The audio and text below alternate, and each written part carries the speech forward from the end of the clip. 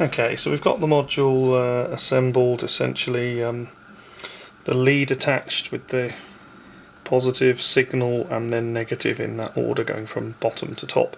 I'm going to connect this to a duet board just to provide, you know, basically the 5 volts on here. On the duet, I mean, you don't again have the leads the same way round as a standard end stop connector, so I've taken these out so it's ground 3.3 and then signal, and we're just going to connect that to the board here.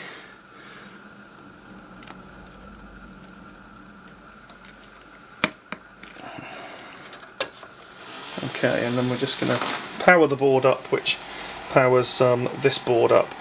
This is working on 3.3 volts, so you'll find that the blue triggered LED is a little bit less bright than it will be on 5 volts, but it still functions just fine. So effectively then we've got these 2 adjustments.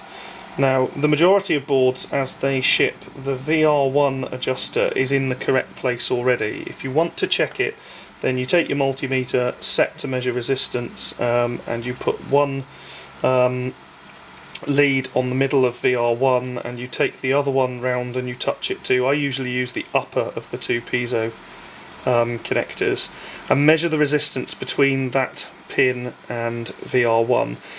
Normally they're set to 0.4 mega ohms. You can increase the sensitivity by turning them up to 0.6 or maybe 0.8 mega ohms, but 0.4 is the standard amount. And then once you've got that set, and sometimes these potentiometers can be ever so slightly sort of notchy, I suppose, as you turn them. Just make sure the reading is stable and that it's not jumping around. Move on to the VR2 adjuster. So essentially use a small screwdriver. I find the flat bladed one tends to be better. Place it in the middle of VR2. Now you'll find that as you turn it to the left or turn it anti-clockwise, the blue light will come on. All you have to do then is to turn it slowly clockwise until the blue light goes out. Now if you're only just at that point, you'll have quite a sensitive unit, and if you see, if we press on it, you can see the triggered LED is triggering, so that's working really nicely. You can also take it and just gently tap it on the table and make sure that the blue light triggers each time that you tap. Now it is important that the blue light triggers when you tap. If you push and then release and the blue light triggers, then the piezo is the wrong polarity, so you need to then just take the piezo lead off, turn it round. You can also hold the module by the top part and give it a little shake and just see if the blue light lights up. This one is slightly, so that would suggest that, you know, you might just be a bit too sensitive because the movement of the machine may cause some false triggers. If that's the case and you want it slightly less sensitive, then again just do the same with VR2. Turn back until the blue light illuminates, turn it until it goes out, and then maybe just turn it 1/10 of a turn more.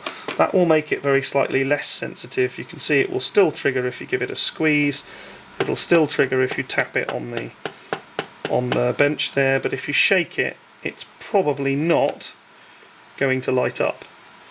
So the fine tuning of the sensitivity is done using VR2, and you can always adjust that slightly when you've installed it in your printer.